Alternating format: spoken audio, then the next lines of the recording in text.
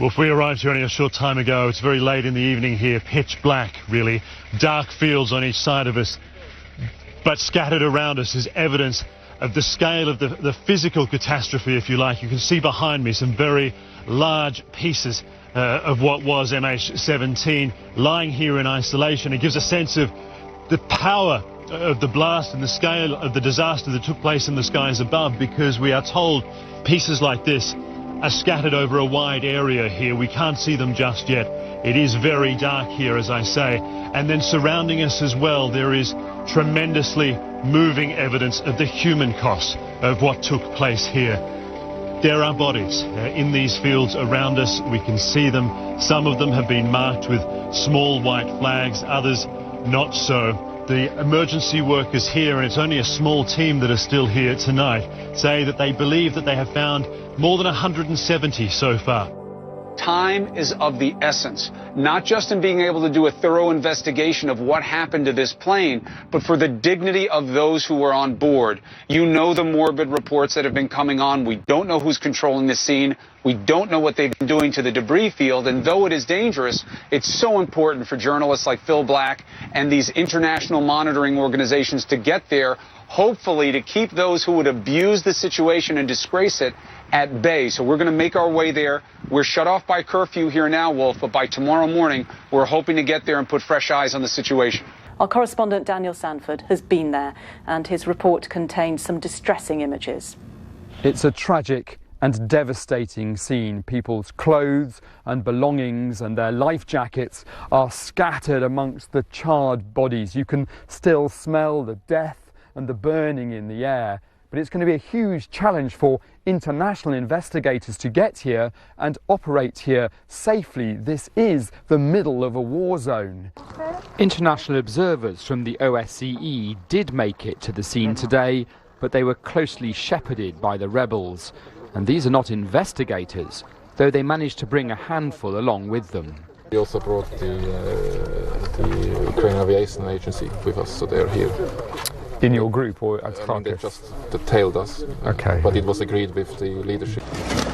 For the moment, though, it's not even clear if a truce on the ground can be made to stick, so the investigators can work properly. In Snezhny, one of the disputed areas in eastern Ukraine, this week they were scrambling to recover victims after being shelled, apparently by Ukrainian government airstrikes. We're told that these pro-Russian rebels, in effect, are in control of this crash site. Was that your appreciation, your understanding when you were there? Yeah, they're firmly in control in terms of access. It didn't struck us that they really knew what they should be doing. As we speak, we are in talks with our contacts here to make sure that it's not a repeat of what happened today. Our intent is to go out there in a few hours when there's daylight, spend the whole day doing things exactly what we're supposed to do. Again, assess the security of the area, the perimeter, do a proper body count, examine whether the wreckage has been tampered with. The U.S. says it already has some evidence in hand, and David Martin has learned what it is. A fireball picked up by American satellites was the first indication a surface-to-air missile armed with a high-explosive warhead had struck the airliner.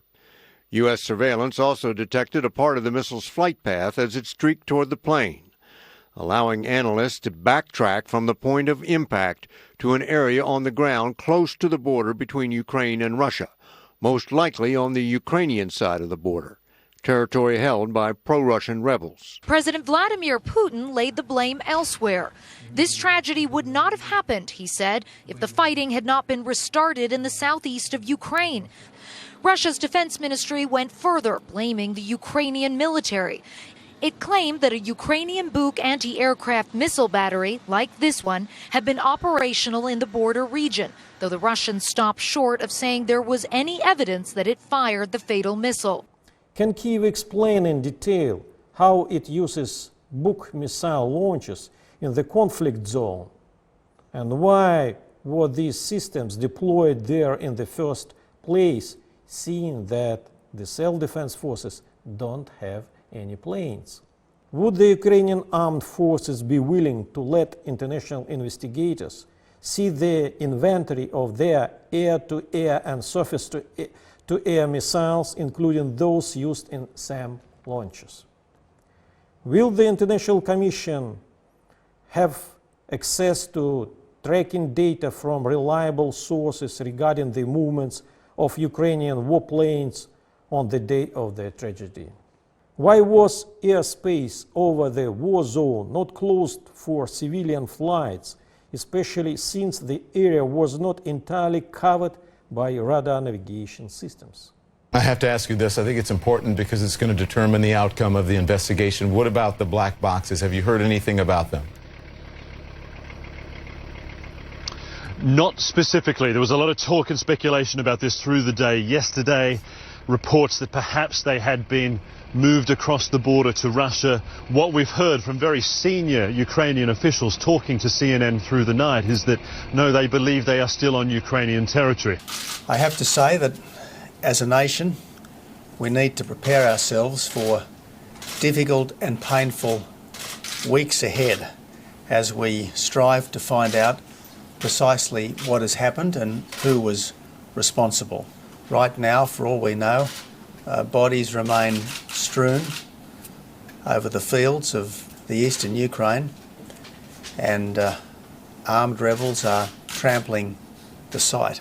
I regret to say that overnight a monitoring mission from the Organisation for Security and Cooperation in Europe did gain temporary access to the site, but it was driven off by gunfire, presumably from the Russian-backed rebels.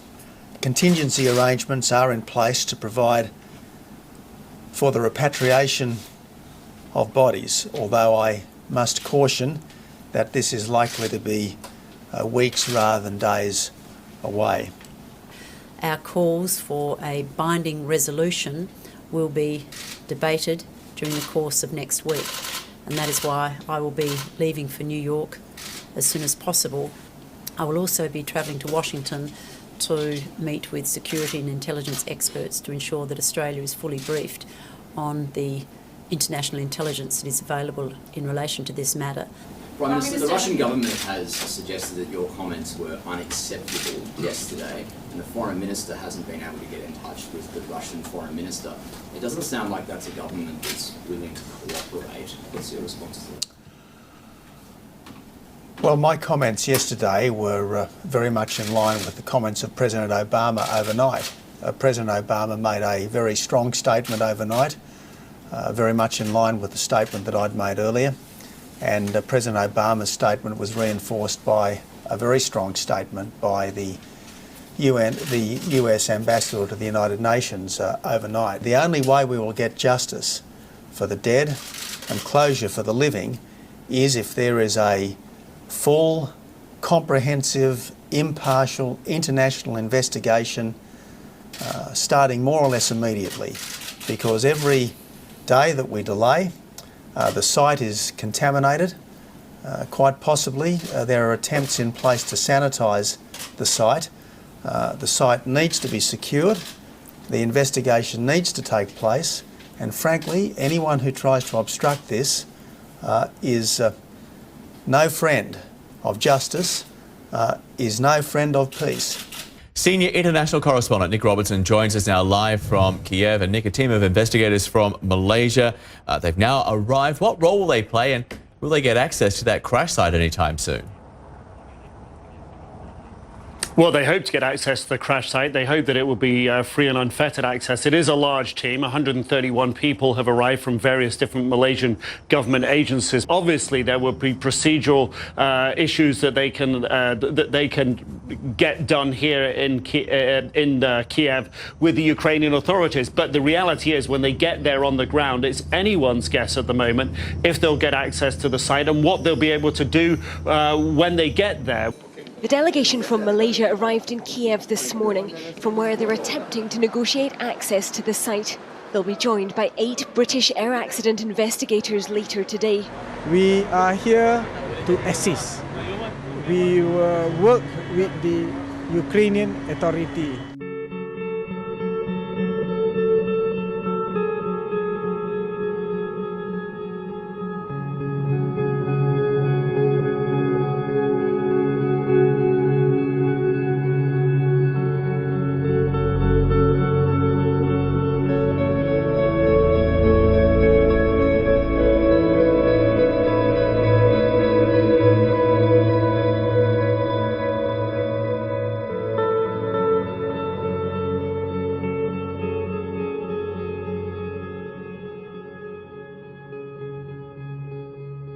на Росію у разі відмови Кремля від зміни курсу щодо України.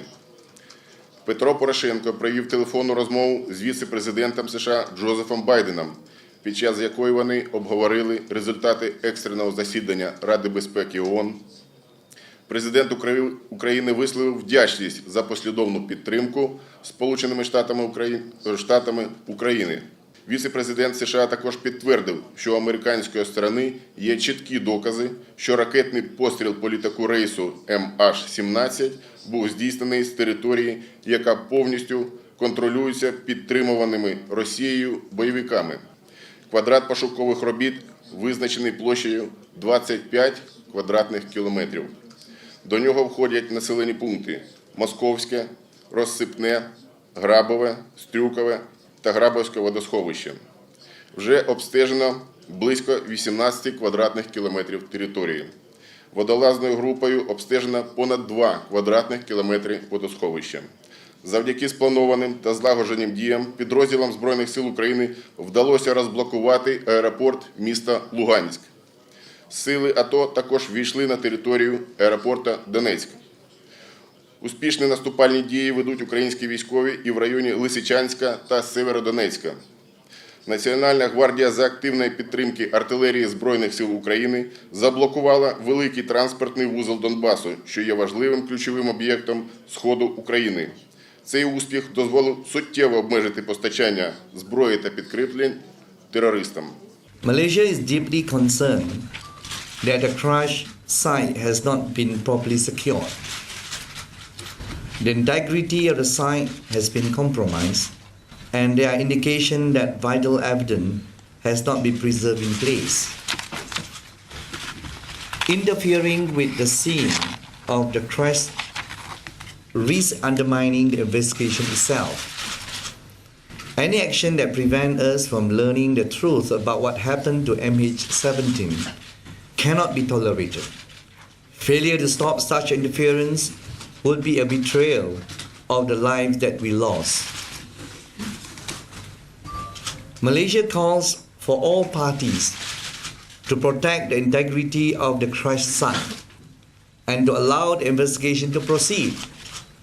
We urge all those involved to respect the families and the nations who have lost their sons and daughters in this attack. Later today, I will join the Malaysian team in Kiev, where I will work with my counterpart in the Ukraine government to support efforts to retrieve the remains and to assist with the investigation. We immediately dispatched our team there. They have reached there early this morning, and we hope that we can enter the site as promised by the Ukraine government. Ukraine government has assured us of a safe corridor to enter the site, and we hope that we can assist the search and also the recovery at the site as soon as possible. That's why our team are there, and I'm going there so that we can quickly retrieve the remains human's body. If they not allow us to go to the site, I think this is inhumane. For we are looking at on the humanitarian ground. That's why we are calling the United Nations to assist the ceasefire, and also to ensure we are asking the Ukraine authority to ensure us the safe corridor to the site, and this must be done immediately. ICAO is the highest policy-making body in the civil aviation. They set out the standard and recommended practice in the 19 annexes that they produced under the Chicago Convention. So each country, each of the air navigation service provider, if there's any conflict, any dangerous situation on ground, then they are responsible to come out with a notice to airmen to warn the industry that there are certain areas that have any conflict or any dangerous situation. The world's eyes appear to be on Russia and on Vladimir Putin. Did you get the assurance, did your Prime Minister get that assurance from Vladimir Putin that access to the site and the help of the Russian government will be given? They are trying their level best to assist Malaysia to ensure that we have a safe site.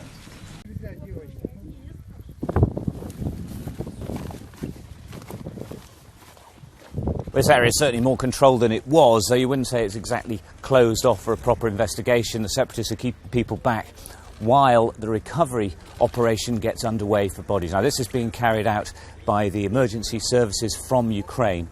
They've got a huge amount of work to do.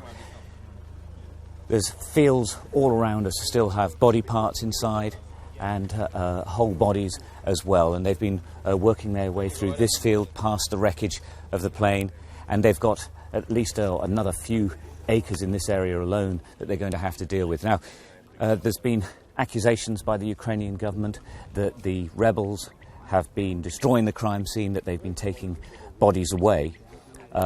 We haven't seen that happening. We know that this is an official operation now. The hope is, of course, that there will be a ceasefire here so that they can get proper international investigators inside.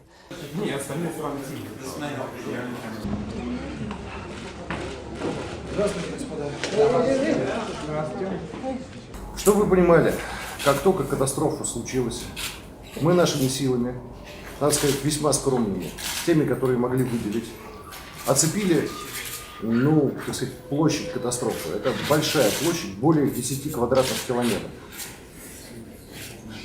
на которой разбросаны обломки самолета и тела погибших. Надо сказать, что представители ОБСЕ оказались не очень довольны взаимодействием с нами, и я объясню причину этого недовольства. Они считали, что та охрана, которую мы выделили, не позволяет им достаточно активно действовать по всему полю, вот по всему этому, по всей территории, на которой случилось происшествие. Я объяснил им и объясняю вам, что это связано с тем, что место катастрофы находится фактически на нейтральной полосе. Соответственно, пребывание на этой территории представляет некую потенциальную опасность. И наша охрана, она прежде всего пыталась обеспечить безопасность членов миссии. Более того, хочу сказать, что и вчера проходили консультации с консультативной группой из Киева. Они проходили в видеоформате. Могу сказать, что там даже речи не шло ни о каком гуманитарном прекращении огня или гуманитарных коридорах. Соответственно, боевые действия продолжаются по всему фронту и продолжаются активно, поэтому, естественно, обеспечивать безопасность мы можем только очень относительно. В то же время Александр Бук сообщил нам, что миссия ОБСЕ настаивает на том, чтобы место происшествия сохранялось до приезда всех экспертов в неприкосновенности. Мы пытаемся не трогать эту ситуацию, но не пытаемся, мы ее сохраняем в неприкосновенности пока. Но вы же знаете, что в Донецке практически 30-градусная жара, и, простите, тела разлагаются. И мы считаем, что промедление здесь, оно просто является бесчеловечным по отношению к родственникам, друзьям, ко всем близким погибших. Мы еще раз выражаем им самое глубокое соболезнование. Они оказались невинными жертвами этой необъявленной войны. Мы знаем от Александра Бука, что в Киеве находится группа аж из 81 эксперта и специалиста. 60 человек из Малайзии, там 6 человек, если не ошибаюсь, из Великобритании, какое-то количество экспертов из Соединенных Штатов. Мы просили Александра Бука, чтобы он максимально поторопил эти группы экспертов. Мы готовы обеспечивать им максимальную степень безопасности, насколько это в наших силах. Мы хотим, чтобы они как можно скорее оказались бы на месте происшествия. Однако нам было заявлено, что эти группы, это группа из 81 человека, она будет сегодня в Киеве совещаться о чем-то. И только завтра, возможно, завтра прибудет к месту событий. Для чего это делается? Нам представляется, что это возможная искусственная затяжка, которая организована Киевом. Для того, чтобы место действия было изменено, для того, чтобы эксперты не имели к месту действия, для того, чтобы каким-то образом сделать расследование или невозможным, или неполным. А нам нужно, чтобы оно было не только возможным, чтобы оно было максимально быстрым и максимально полным. Нам представляется, что отчасти мы сталкиваемся, если угодно, с саботажем этого расследования. Возможно, это делается потому, что Украина и украинские власти не заинтересованы в расследовании этой ситуации. в реальном расследовании этой ситуации. Собственно, пока что все. Я хочу услышать ваши вопросы, если они будут. Найдены черные ящики, скажите. А черные ящики? Да, черные ящики. Черные ящики пока не обнаружены, потому что мы не трогаем обстановку на месте происшествия. На этом настаивает миссия ОБСЕ. Должны прибыть их эксперты, и они должны искать, в частности, черные ящики. 4 эксперта с украинской стороны уже прибыли. Они были вчера на месте происшествия, будут и сегодня. Они сейчас в пути туда, на место происшествия, вместе с 14 представителями ОБСЕ. Они там будут работать. Мы им будем обеспечивать максимально широкое поле работы, но единственное, что, как вы понимаете, мы будем очень стараться обеспечить их безопасность. Вчера во время визита ОБСЕ звучали выстрелы в воздух. Как вы это можете объяснить? Выстрелы в зоне боевых действий могут звучать. Они пытались пройти куда-то, их не пускали выстрелом в воздух. Это было вчера. Как вы это можете? Вы в этом уверены? Абсолютно. Я такую информацию получал, однако, по нашим данным, тем не менее, никакого противодействия миссии ОБСЕ не звучало. Я опять-таки подчеркиваю, это нейтральная полоса, выстрелы могут звучать. Они звучат периодически в самом городе Донецке. И второй вопрос. Вы говорите, что ведутся консультации. Скажите, с киевской стороны, кто ведет консультации с вами? С киевской стороны ведут консультации представитель ОБСЕ, госпожа Ханги, если не ошибаюсь. Ведет консультации Леонид Кучма и ведет консультации, так сказать, является посредником при этих консультациях посол России Михаил Зуравов. То есть прямого контакта с украинским правительством у вас нет? Или хотя бы через посредника? Нет. То есть, если вместо украинского правительства есть Леонид Кучма, то можете считать это прямым контактом.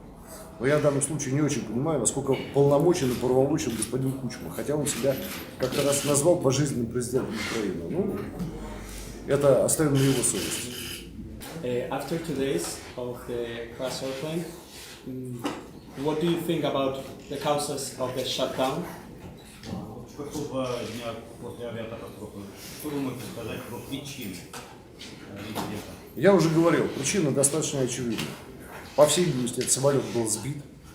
Сбить его мы не могли и не хотели. Да? У нас нет таких средств противовоздушной обороны, которые позволили бы сбить самолет на высоте, летящий на высоте 10 600 метров. Наши средства ПВО добивают до высоты только 3000 метров, имеющиеся у нас в наличии. Благодаря чему украинская авиация нас бомбит с больших высот регулярно. Попадает, правда, очень часто в жилые кварталы и в населенные пункты, но бомбит. Вот. Это первый аспект проблемы. Второй аспект проблемы состоит в том, что это нам максимально невыгодно.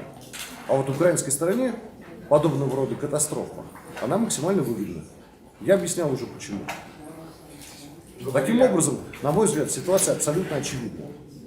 Самолет был сбит украинской стороной. Какими средствами? ПВО или авиацией? Я не знаю. Решать этот вопрос, отвечать на этот вопрос, это дело экспертов, которых мы как раз и ждем. Нет, установки не было на вооружение ополчения, никогда не было системы БУК. Сообщение о том, что была захвачена вместе с частью ПВО, являются информационным спамом. В части ПВО не было ни одной боеготовой системы БУК. Насколько я знаю, там вообще не было даже запчастей к системе БУК. То, что там не было вообще ни одной боеготовой системы ПВО, подобного уровня, это факт. Все самолеты противника, которые мы сбивали в предыдущие дни, были сбиты на низких высотах во время штурмовки. Все они были сбиты на высоте до 3000 метров включительно. Если бы у нас была система БУК, да, то мы бы сбивали самолеты на больших высотах. Мы этого делать не могли. Говорили о том, что Ан-06 был сбит. Это так или нет? Этот Ан, насколько я знаю, был сбит в районе, так сказать, действия вооруженных сил Луганской Народной Республики, не Донецкой. Я не могу отвечать за вооруженные силы Луганской Народной Республики уж совсем. Кроме того, по-моему, слухи о высоте, на которой был сбит этот Ан, это все-таки слухи. Он был сбит на существенно более низкой высоте. Скажите, пожалуйста, есть ли какие-то общения между вами и русской стороной, официальных русских представителей российских, которые сейчас как-то обсуждают с вами свое участие в этой истории? Ну, я не буду комментировать этот вопрос. Официального общения никакого нет. А не официального? Я не буду комментировать этот вопрос. Двое там, один со мной. Я сказал, отошли все в сторону.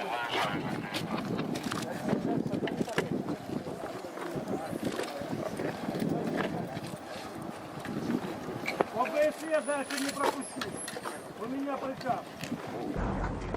OSCE monitors, who will assist international investigators, arrived at the crash site to find themselves blocked. Armed separatists using a bus to stop their convoy, initially refusing them access. But nothing is ever straightforward here, and after further talks, they were allowed to walk part of the crash site.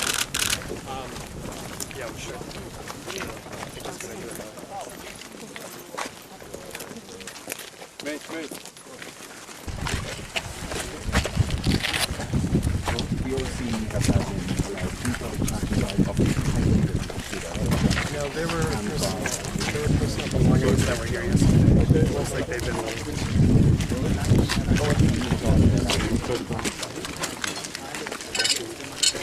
would it be possible to speak to some of these experts? Можно поговорить с кем-то из представителей экспертов? Можно, но не заняты.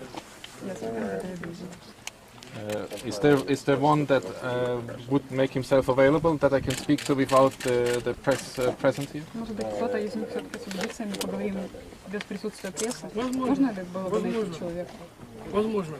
Сейчас я подойду. Хорошо, мы подождем тогда здесь. Thank you. No, our group stays together, and that has to be communicated to them. I have what the journalists do is not my state. Does it mean that we must not go there? It's not allowed for us to go there? He said, yes, you understood me correctly. You are not allowed to go there. Come back and talk to you. But for the moment it's very, well, near closer to our vehicles. But for the moment we really need to do some collection of data and then we'll talk. So please, ask for your notes. Well, we're right now, this is our second day here. We were here yesterday for about 75 minutes. Today we're getting more access. We're seeing parts of the debris field that we have not seen before. Right now, as I speak to you, we're looking at a very, very badly damaged piece of earth where it looks like where the engines and the fuel tanks landed. There's a lot of journalists around. There's a lot of security, people with heavy arms. We're being watched very carefully. The new development today was that they are what they described as experts, so-called experts here. They brought body bags with them, and they're moving the bodies at least to the side of the road. We're basically here. We've explained who we are and what we need to do, but our movements are being quite controlled at the moment. But again, we are being given more access than yesterday. So for that, that is a positive development, if you want to call it that. Did they make any fire around yesterday or today? Were there any shootings around? No. But let me explain that why we're here, if I can. The reason we're here is to establish the facts and to report on them. We're looking at things like security on the perimeter of the crash site. We're looking at the and condition of the bodies. We're looking at the status and condition of the debris and also personal belongings. So just to make it clear, they do not allow you to cross this line basically to start a full-scale investigation, right? Well, let's be clear. We're not here to do an investigation. We're just here to really observe and collect the facts, and then we share that information daily with our 57 member states of the OSCE, and then more widely through our public reports and briefings to the media. We see no heavy equipment here. A lot of the debris is in fairly big pieces, so that has not been moved. It seems to have been preserved. The debris itself, a lot of it is very badly broken up. The debris field I'm looking at right now has been very badly burned and vaporized.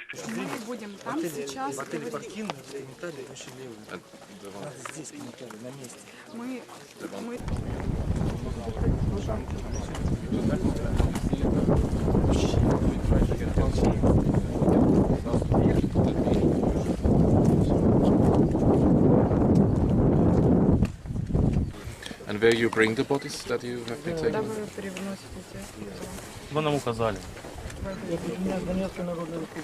And are they being brought to a refrigerated room, or you keep them still here on the scene? У меня такой информации нет. Сейчас вы можете наблюдать, выносим в те места, куда нам указали. Thank you very much. Thank you.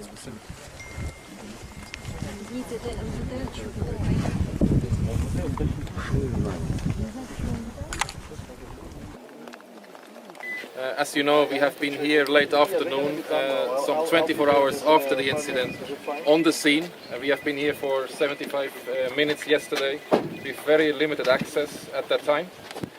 We have reported, as we always do, after the observations back to the 57 member states, including our head office in Vienna. We have then this morning come back here. You have been waiting for us, you have seen us coming. We have now had the possibility to see a bit more of this rather large scene. We have observed the situation here as it has been presented to us. We also had the possibility to speak to those that are in charge here. We also had the possibility to speak to inhabitants of a local village, as well as the specialists that are here working in recovering the bodies.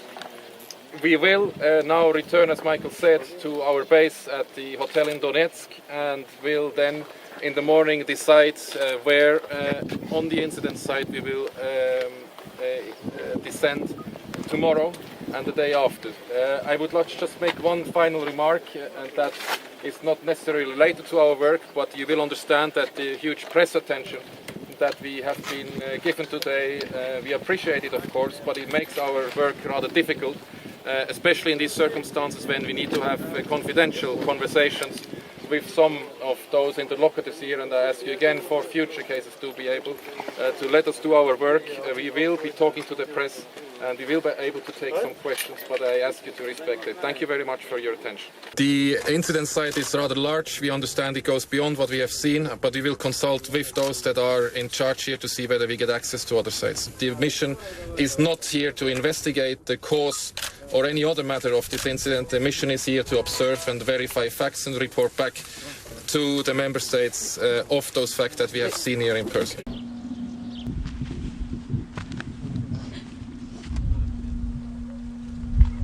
Надеемся, что это независимое и правдивое расследование остановит войну на Украине. Мы считаем здесь, практически это мнение, наверное, всех нас, кто здесь живет, что эта украинская сторона уже сбила этот пассажирский самолет для того, чтобы показать, какие ополченцы плохие, для того, чтобы сюда ввести натовские войска.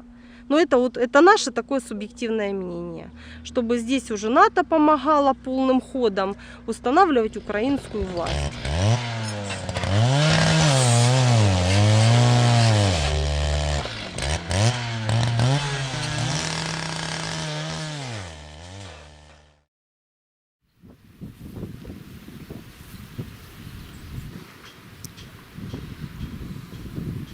Я когда пришла, я сразу вот этого ничего не заметила, не обратила внимания.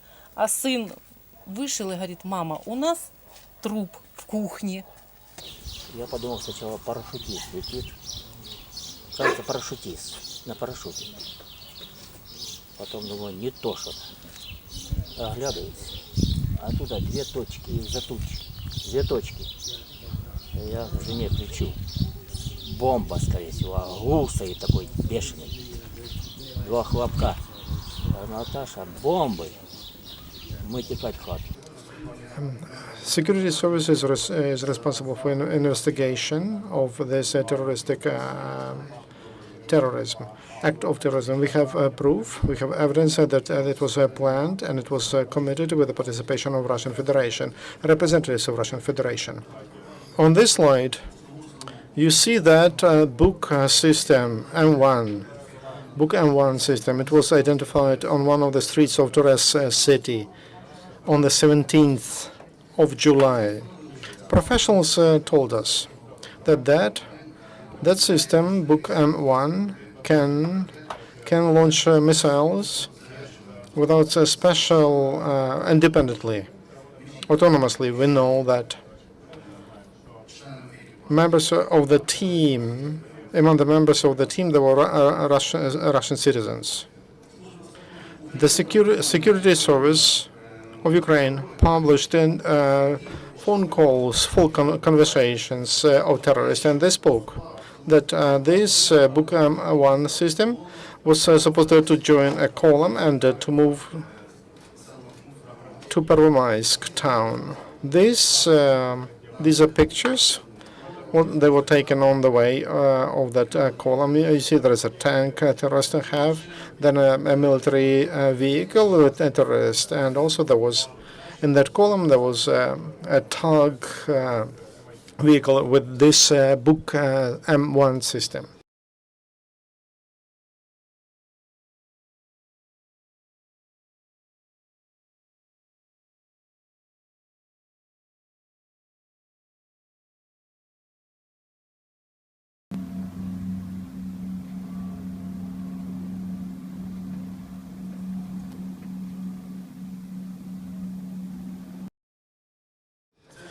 This picture was taken near Torez about 1620, and not far from Snizhne village.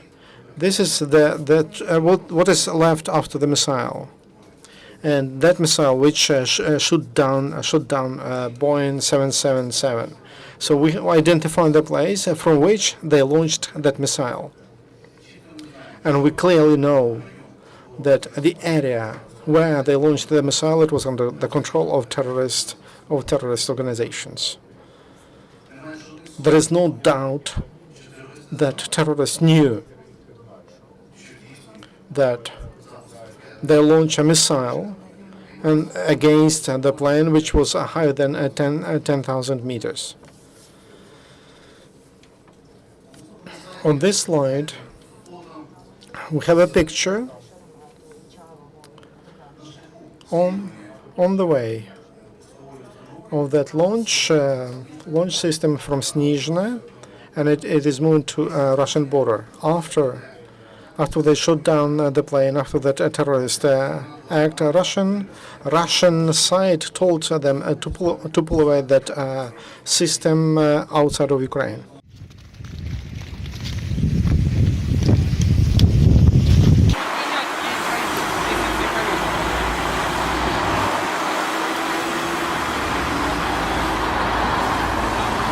You see, on one of the slides, on all of the pictures, you see that one missile is missing on a launching pod, on a launching pad, and we see, and we will provide evidence to all international organizations that Russia gave an order to terrorists to take from Ukraine all Book M1 systems. There were many of them, not one. We clearly identified that on the 18th of July, at 2 o'clock in the morning, in Lugansk region, state border of Ukraine, near Severna Rekhavka, Russian Federation, two big trucks, pulling trucks, had, and on each one there was this Book missile system. On the first one there were 4 missiles, so it was not used. On the other one there were 3 missiles. At 4 o'clock, 3 more such trucks moved through Ukrainian border. One with what was empty, had empty platform. On the other one there was a system with 4 missiles, and on the other one there was that was probably a module of check-in module or direct guiding module. We know that Russia is trying to hide its terrorist activity and that their direct involvement to terrorist attack in the sky over Ukraine. Now the international community should ask Russian authorities, President Putin, how Russia will help in the investigation of this terrorist act. We demand to allow us to interview Russian military men who launched that missile. Some questions and clarifications, please. From which place did they shoot that missile? Where's that place? Also, do you have evidence from from the crash site where the Boeing fell. Now the investigation says the missile was launched from Snezhnoye village. We would not like, in the interest of the investigation, we will not give exact, precise site from where they launched it, and we know about that, and we take all possible measures to get to that site and to get evidence. But terrorists who control that territory, they don't allow to do that. There are battles. They don't allow to get. It's impossible to get to the place now. You told that you demand from Russia. You want to interview those who launched those missiles. Do you know names? We hope that Russia, during the investigation, they are obliged to give names and positions of the military men who launched the missile from Buk M1 system. That's all information I can share today. Back to your information that the rebels have in their possession at least 3 Buk M1 missile systems. You showed us on your slide apparent confirmation of the receipt of 1 Buk M1. Can you tell us when your intelligence information shows they first received their first missile system, when they came across your border? The first information, let's say hinting or giving the first information was July 14th, but we could not confirm directly that it was Buk missile launcher that trespassed illegally Ukrainian territory. It was counterintelligence units who got this information from the field. And right now we know for sure that 3 missile launchers, Buk M1, they left territory of Ukraine. This information is confirmed. From the New York Times. First, when did you see these 3 Buk M1s cross the border back into Russia? And secondly, you say you were sure that Russians were at the controls or helping. Is that you're sure because you have actual evidence, or just because it would have been impossible by your calculation for anyone else to operate it? We documented negotiations between terrorists that directly told us, we got information directly from those conversations, that 3 Russian military personnel came together with Buk M1 to the territory of Ukraine. It is a direct evidence. And 3 in 1. 3 military personnel in 1 Buk M1. So you're in Donetsk, we know, in eastern Ukraine, Phil, and we've been hearing these reports about gunfire and explosions near the crash site. You were there earlier, and I understand you heard mortar fire yourself? Yeah, Christy, we did. It was mortar fire, some form of artillery fire, indirect fire, something like that. It was in the near distance, certainly very audible from where we were directly at the crash site itself. And just another reminder that this accident, this terrible tragedy, has taken place within a war zone, within an ongoing conflict area, and it is yet another complication in trying to get the people and the resources that are so desperately needed to that area to recover bodies and find out precisely what happened.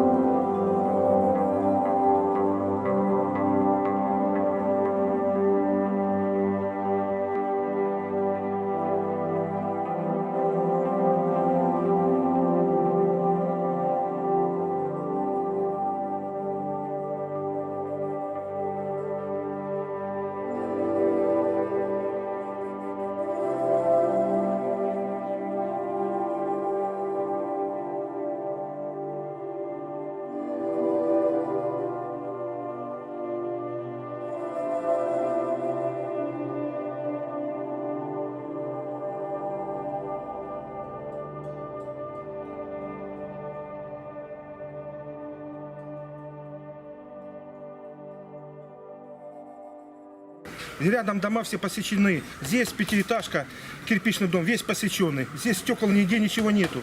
Куда это смотрит власть? Какая это власть? Что вы делаете? Если вы воюете, так я не понимаю, что дальше делать? Куда людям убегать? Вот это вот подарки от конфетного босса нам летят. Смотрите, от конфетного босса летят нам.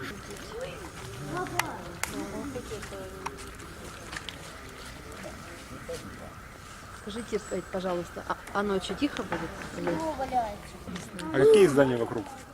Школа вот рядом, детский потом сад. детский сад, у нас А школа много где? детских садов. Вот. Школа вот рядом. Вот школа, вот Тут детский 10 сад, да? метров до нее. Туда да. тоже попали? Говорят, попали, мы не видели. Попало, да? Попало. Ну, сейчас пойдем. Нет, это не Туманяна. Как же это Туманяна, номер дома. номер 71. 71-я школа, да? Да. Это твоя школа? Моя, да, моя. Ага. Бомба прилетела туда, да? Ну да. А школа адрес не Туманяна. Говорили, что воронка. Нарвская, по-моему. Просто вчера у нас было шумно. А ты далеко был? Я? Дома мы были. Я дома был. Угу. Мы как раз возле открытого окна были. Понятно. Так вообще, что на Бабка, ну было не так страшно. Да. А сегодня Вот сколько? Где-то час дня, да? После началось. бедная школа просто. Около С ума 4. сойти.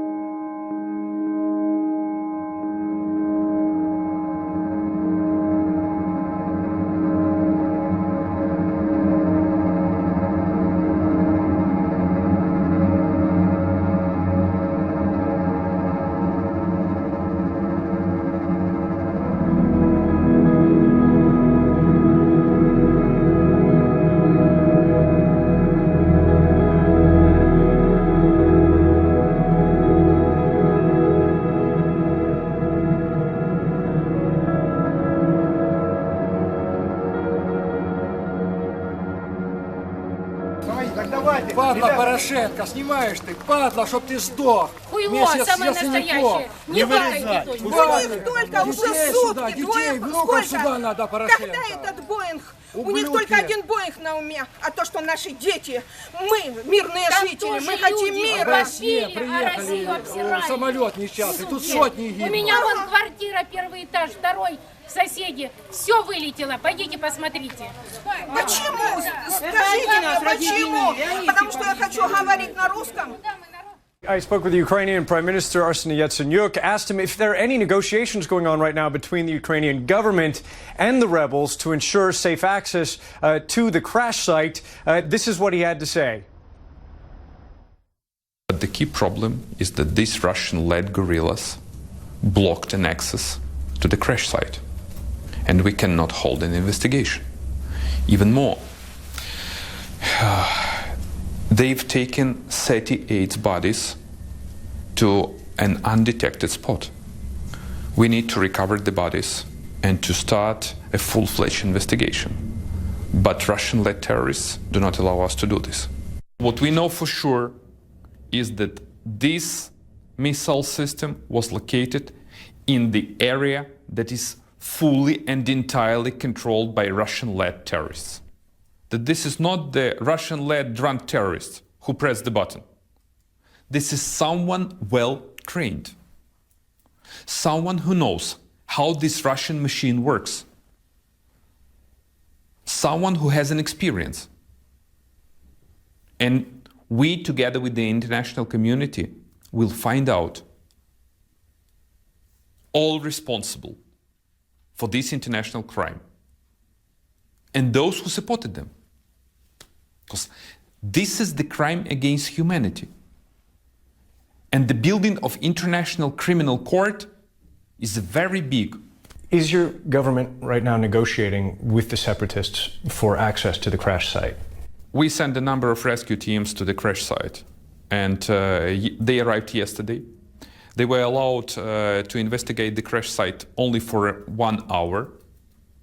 And then separatists, Russian-led terrorists, claimed that if they don't leave the crash site, they're going to make them the hostages. After MH17 disaster, this became an international conflict, a global one.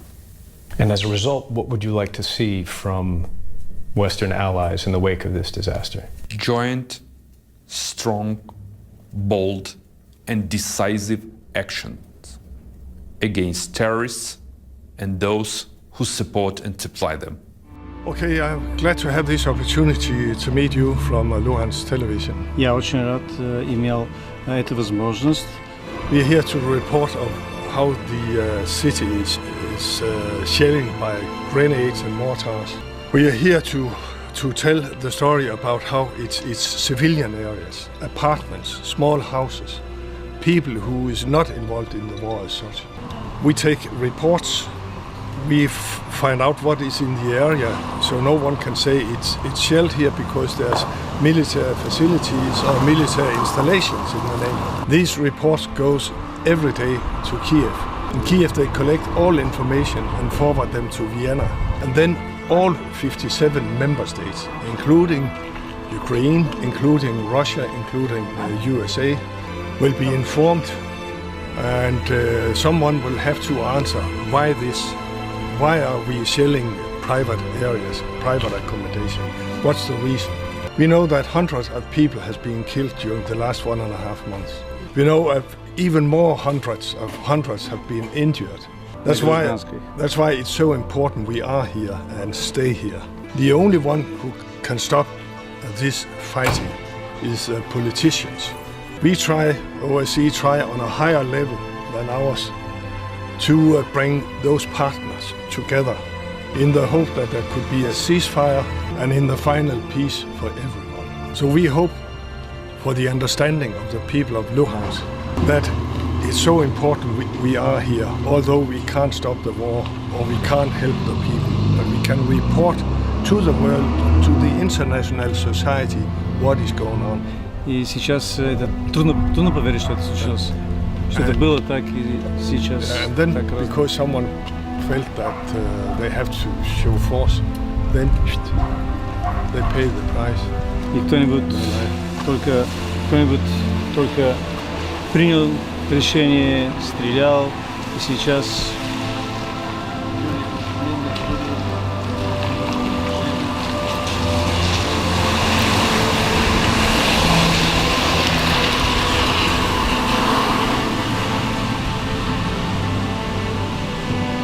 она ни в чем не виновата.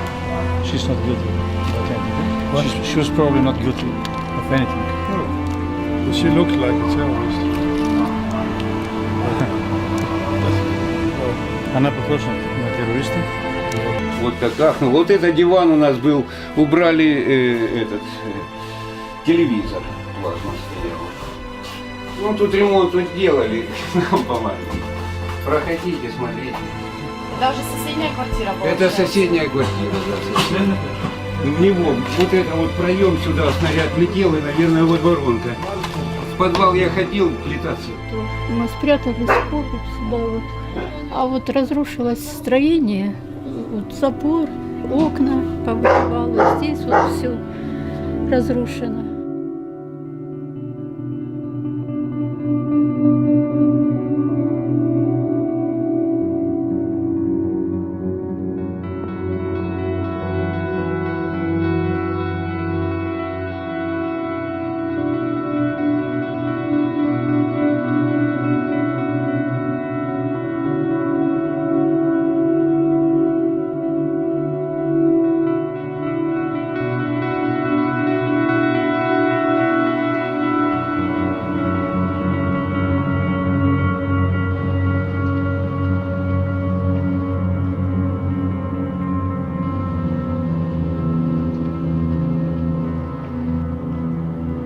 Вчера же сразу это 3 залпа было одинаково. Да, они вот один, второй и третий. И минометный был огонь, он слышно был этот свист. А потом, когда уже встали после третьего, видим здесь дым. А после дым как прошел, раз видим люди, ну видно, что лежат люди. Сюда побежали с рынка, мужики наши пошли сюда, смотрели, сразу скорую стали звонить, вызывать. Девочка молодая за тортиком вышла, парень ее там сидел, плакал. Он ее только высадил с машины, она говорит, я сейчас торт куплю, ты меня подождешь. Он туда отъехал, и вот это все случилось. А тут вообще страшное место. Здесь мужчина вообще пиво там сидел. Там на переходе двое стояло. Их сильно повредило. Пожарники продолжают свою работу. Работают они 24 часа в сутки. Вот сейчас отчетливо слышен сигнал. Вот, выстрел. Это истребитель нанес только что удар. Пожарные дальше уезжают на следующее место падения снарядов. Упала мина, складское помещение. Сгорел магазин, склады. Пострадавшие есть? Пострадавших нет, потому как это было ночью, здесь все разошлись по домам. Приехали утром, ребята все затушили, да, уехали, но и потом где-то какой-то был опять очаг возгорания. Такой пожар просто так не затушишь, тем более здесь везде утеплители и все остальное. Ну вот, ребята, хоть спасибо, оперативно приехали, спасли первый этаж, второй этаж уже спасти было невозможно.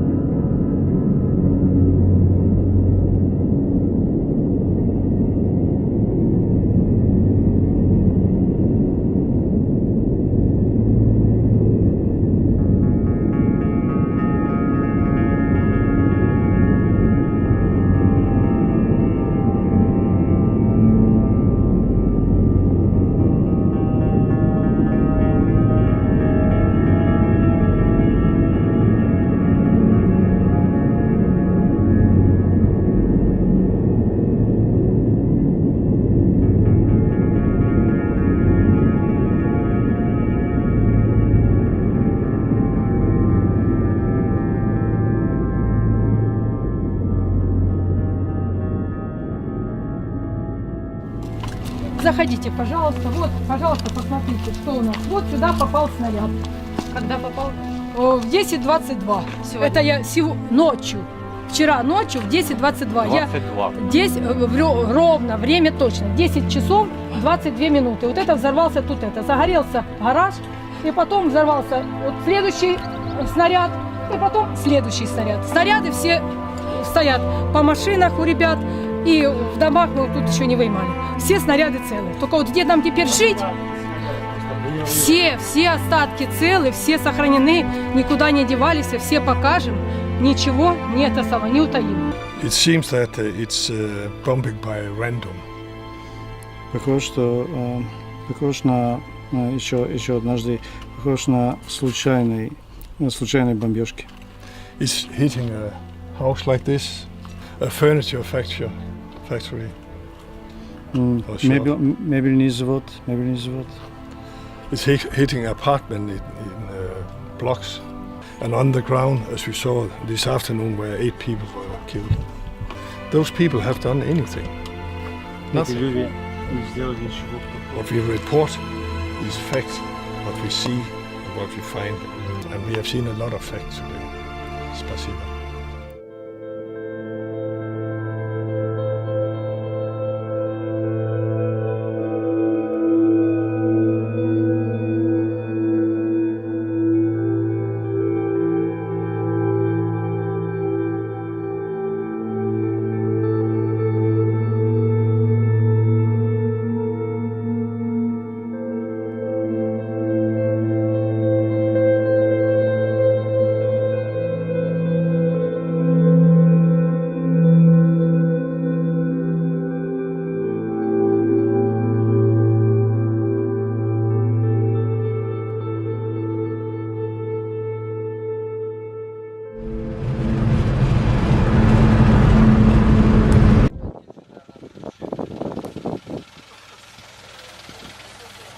We'll ask them now, will they be securing the area? Will they be making a secure cordon around the area.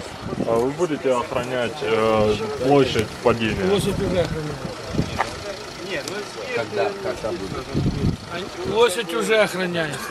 Вы не видите охрану, но это не означает, что ее здесь нет. Спасибо.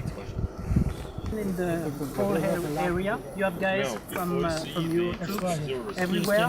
How does it look tonight? Работают эксперты. Работают соответствующие службы.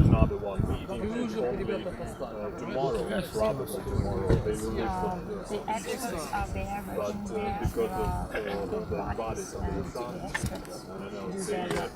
working there. Who are the experts today? And then are there people from Kiev? There is one car with the colors of Kiev. The car is with the colors of Kiev. So are there here people from Kiev?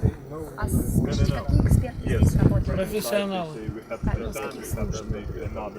Генеральная прокуратура, МВД, МЧС и международные.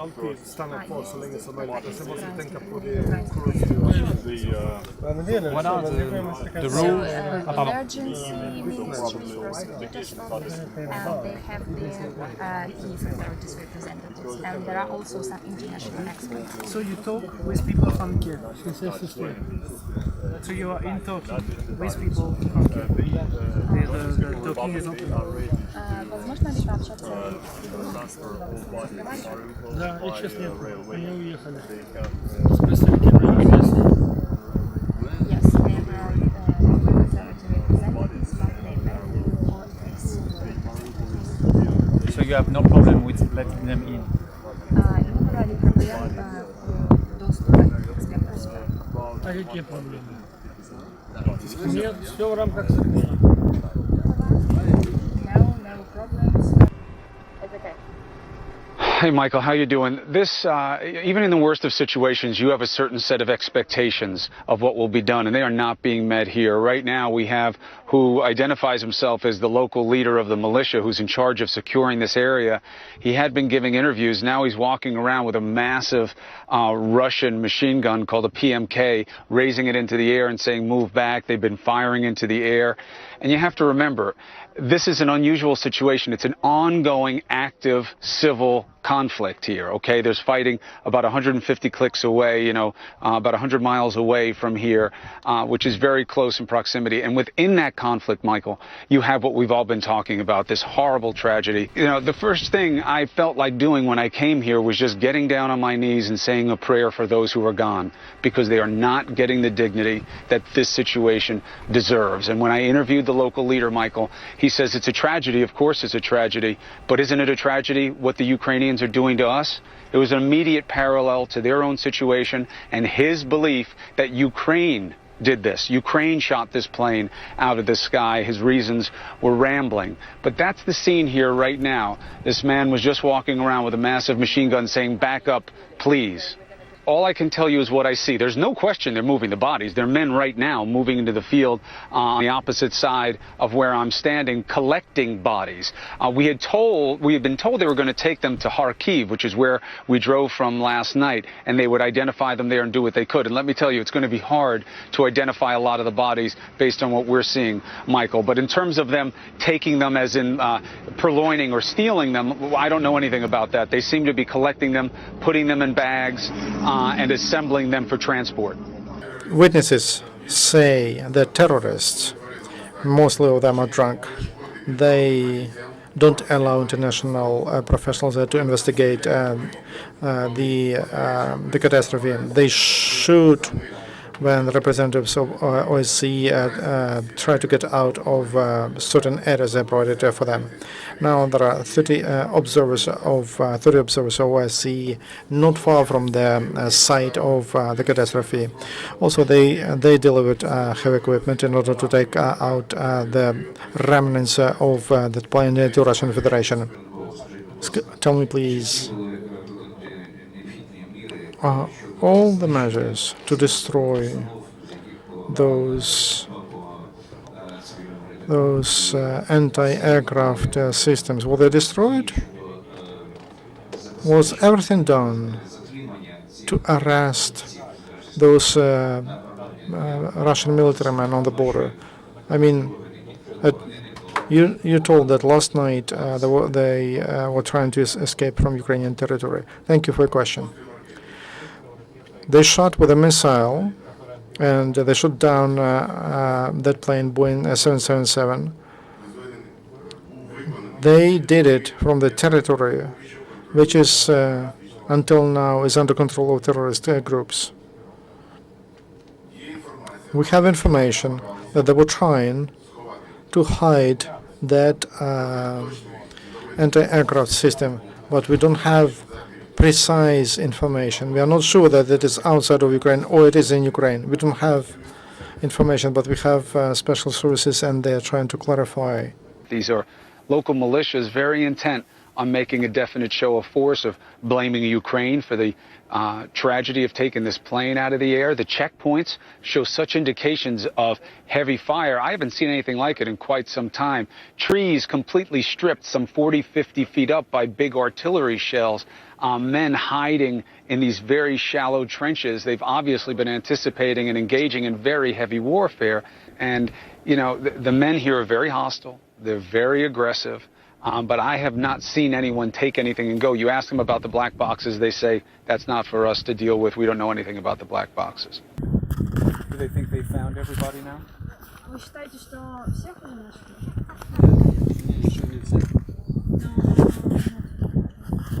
Do they think they will find everybody? Вы думаете, вы найдете всех? Не знаю. Надеемся.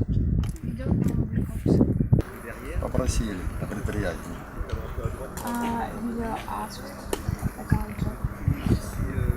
Мы добровольцы. Добровольно. Why do you think, Chris, that they are holding off investigators so much, but they're allowing people to come in and take pictures? They're allowing these, and correct me if I'm wrong, I think you said the villagers and the local people are the ones who are collecting these bodies right now, yes? Yes, Christy, that is my understanding. We just interviewed a couple of miners, and they had volunteered. They'd been asked to. Who knows if they felt they could say no, but they've been walking around in this field looking for bodies, putting them in the bags and carrying them back to the side of the road. Why are they acting this way? Well, they're in an active state of conflict. They're fighting over their territory. For them, they feel they're in a fight for their lives. I think you're dealing with, frankly, a lack of sophistication and an overabundance of macho. Despite negotiations that have taken place, the demands of the UN Security Council for free and unfettered access for international investigators and monitors to the site have not yet been met. And we are demanding that the Russians use their influence to ensure that that access is granted. That is the only way we will be able to get to the truth and hold those accountable, to bring those accountable to justice. At a meeting in Kiev, Ukrainian President Petro Poroshenko and Dutch Foreign Minister Frans Timmermans have both called for justice for the MH17 victims. Poroshenko told Timmermans, "I want to reassure you that the Ukrainian government, on my orders, is doing everything possible to ensure that the investigation into the circumstances of the terrorists' attack will be conducted under the auspices of the International Civil Aviation Organization and will be as transparent as possible." More than half of those killed were Dutch. This tragedy has really rocked the Netherlands to its very foundation. My first priority is to bring our people home. Families want to bury their loved ones. Timmermans also met with Ukrainian Prime Minister Yatsenyuk, who offered his deep condolences to the Dutch people. Ukraine authority workers came in, and local miners came in with their helmets and outfits made them very identifiable. And they then started rounding up the bodies in their trucks here, and they're loading the body bags onto trucks, and they're transporting them out. So, you know, it's a difficult thing to watch, but it's really important that it's happening. And even though it's being done crudely and they're not being put in, refrigerated or any type of vehicles that are meant for this, they are being taken out of the ground, they are being put onto the trucks, and they are being taken away. I don't know where, we're trying to find out.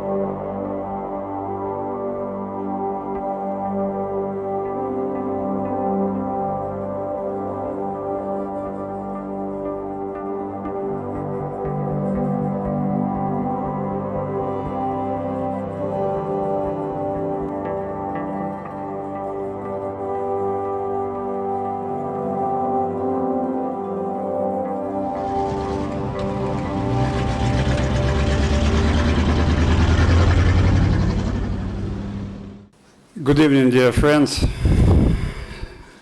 Sorry again for postponing my briefing, because we've been working around the clock at the moment and understand that the head of the governmental commission, Mr. Vladimir Groysman, will be today also here with you.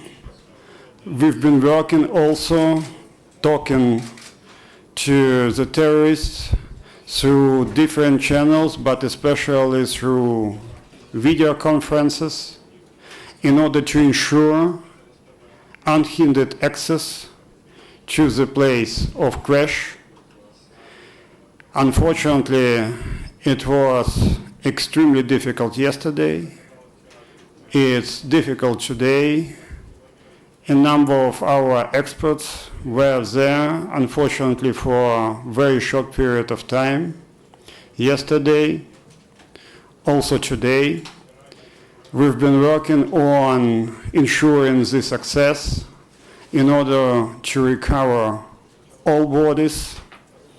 I am not carrying out any negotiations with terrorists. We have the trilateral contact group, which is in contact with the terrorists. It's up to the group to have consultations, and they have extremely intense consultations over the last couple of days. What I can say now is that some arrangements have been agreed, and after that constantly broken by the terrorists. And please, and I hope you have understanding for that, I would not simply, disclose more on that because of very difficult consultations, and because of the paramount necessity now to keep these consultations alive, to ensure access and to recover the borders. I would like to tell you that we worked the whole day in the commission, and we had two concrete questions or issues. We need to take bodies of victims of a terroristic act, and the second issue was how to give an access, how to get the access to the site to investigate everything what happened. We had a meeting with ambassadors of all foreign countries involved and who arrived to Ukraine.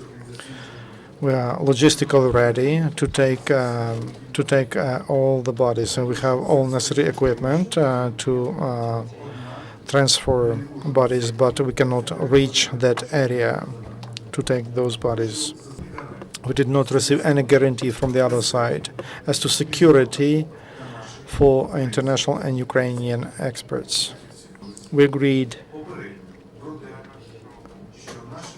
that our experts from the service of emergency, together with OSCE observers, they will not hinder to take bodies of innocent victims to special train wagons to deliver them to the place of expertise and where there will be bodies will be identified. We sent a letter that we authorize the Ministry of Emergency to work on that issue. We received an agreement of those who control that territory,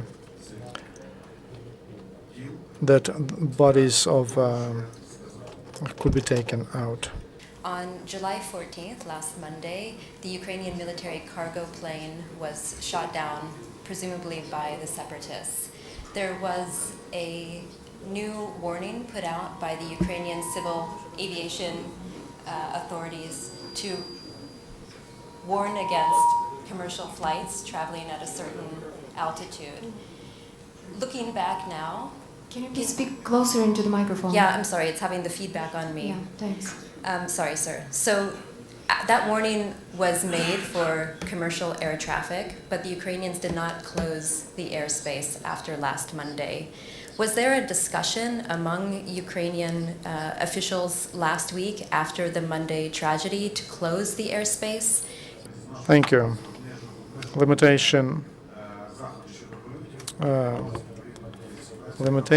as to the planes. That information was decisions on that were taken according to the situation. We lost about 14, not about, but we lost 14 of our planes and helicopters. And investigation. We are investigating all of these cases. At the same time, anti-terrorist operation that we have, according to our information, it was not. We were not planning to use any anti-aircraft equipment and weapons, and also in Ukraine, equipment that could reach objects, aims higher than 10 kilometers. We don't have such. In anti-terrorist operation, we don't have such weapons, and not even close to anti-terrorist operation. So Ukrainian military didn't have such equipment. It was not planned to use. And it's also very important to note that the fighting continues about a little bit more than an hour's drive from where the plane went down. Artillery has reportedly been used in the rebel-held city of Lugansk. The Ukrainian government claims that at least 5 Ukrainian soldiers were killed there in the last 5 days, more than 20 wounded, and on Friday, at least 16 Ukrainian civilians were killed in that city. Of course, a reminder that this plane went down in what is an active, hot, and dangerous war zone.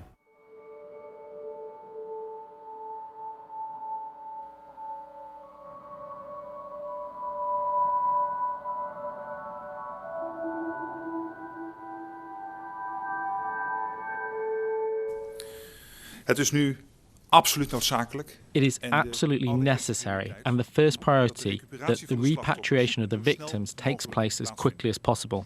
Anyone who does not fully cooperate leaves a mark of suspicion on himself. I am shocked by the images of utterly disrespectful behaviour at the crash site. Against all rules of a studious investigation, there are people who are fooling around amongst the debris with personal and recognisable items of the victims. This is utterly disgusting. I'm a little bit late for this press conference because I've just had an intense telephone conversation with the Russian president. I have told him that time is running out for him to show the world that he is serious about his offer to help. Now he has to take responsibility towards the rebels and show the Netherlands and the world that he will do what is expected of him, to use his influence.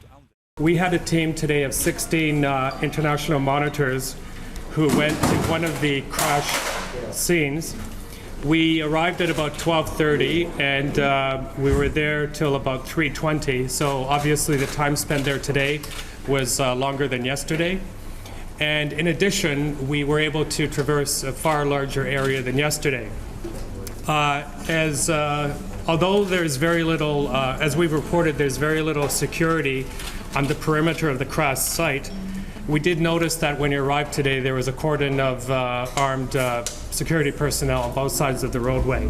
The process was basically as followed, is that people go out, they spot the body, they photograph it, video it, and then the body is placed in the bag and put beside the roadway. Some of the bags were open and exposed to the elements. We don't quite know why. We counted today 55 body bags and 55 marked positions of bodies.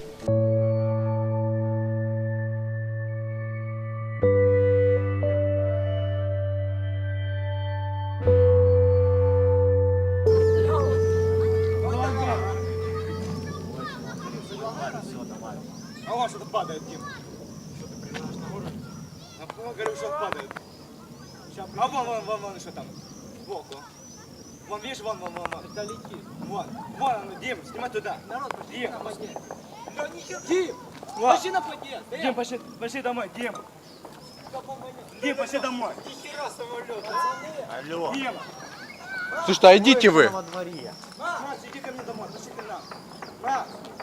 Да знаю, давай, потом. Дима, пошли домой. Макс.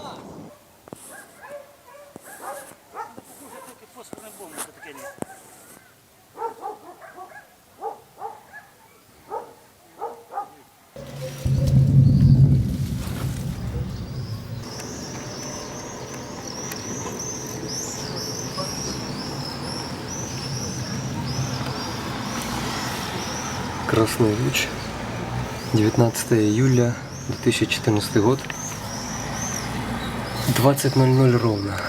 Michael, tell me what you and your team were able to accomplish today. I know you've said that it was safer today and you had a bit more access than you had yesterday, but it still seems that you're operating under some pretty incredible restrictions there. That's absolutely true. It's one thing, actually, to get to the crash site. We're kind of, at the mercy of the folks here in the Donetsk region for getting to the crash site, and then we're kind of handed over to a different group of rebels who actually control the immediate area. But having said that, yes, today was a better day. We got to stay there longer. We got to survey a big area. But of course, what was very different today was the actual collection or beginning of collection of bodies into what to us appeared to be professional like body bags. We counted about 75, I believe, body bags that were collected. We left before there was any movement, and then subsequent to our departure, reports started coming into us that those bags may have possibly been loaded onto trucks. We only report what we actually reserved. That's what we actually observed. That's our function as a monitoring mission. So tomorrow we will go back to the area and we will compare what we saw today to tomorrow's body count. And today when we arrived, there must have been well over 100 journalists there. And, really, we're a special monitoring mission. For us to be able to do our work, we need tranquility, we need a sense of confidentiality. That was not there today at all. The other thing that was there only during the time of our visit was quite a large cordon of armed men in uniform, some of them masked. No one really knew why they were there, but it was somewhat intimidating to us as well. I must point out as well that our vehicles were not allowed into the site at all. Secondly, the big problem is there's no security perimeter. Normally, of course, one of the first things that happens when there's a crash is there's a security perimeter established. That's not there at all. So really anyone can walk in and perhaps tamper with evidence. It's a big problem. When we went there today, and many journalists told us as well, is there's quite heavy firing going on in the distance, and it's really intimidating to go there and to hear that. So many things need to fall into place for, large unarmed civilians to come in.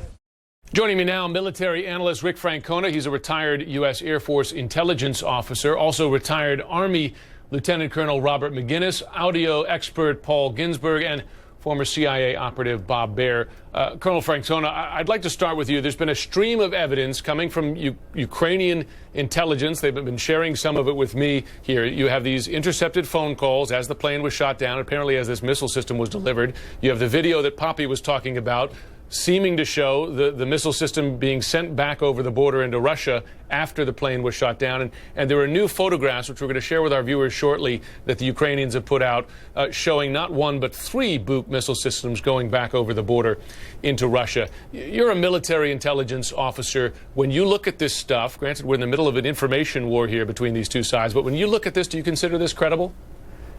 Well, I have to tell you, in doing this for a long time, this seems very convenient to me that all of this information comes out just when you need it.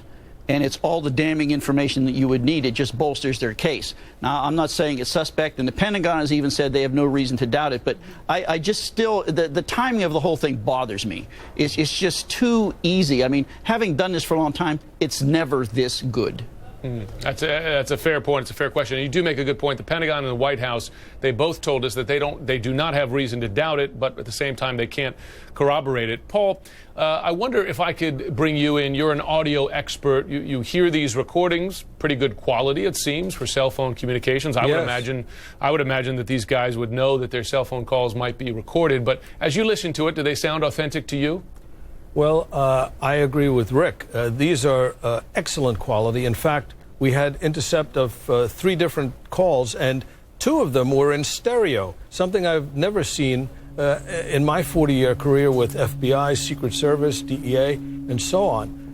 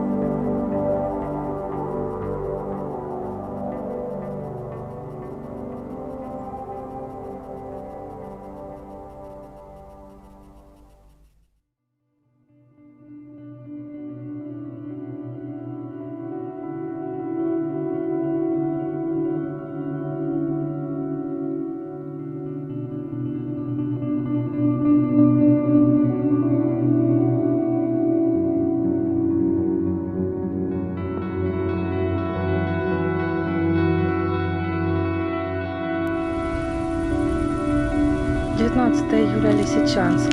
Который час? Вот такое сыплется над Лисичанском. Час 23. Сейчас 23 ночи. Вылетело несколькими ракетами.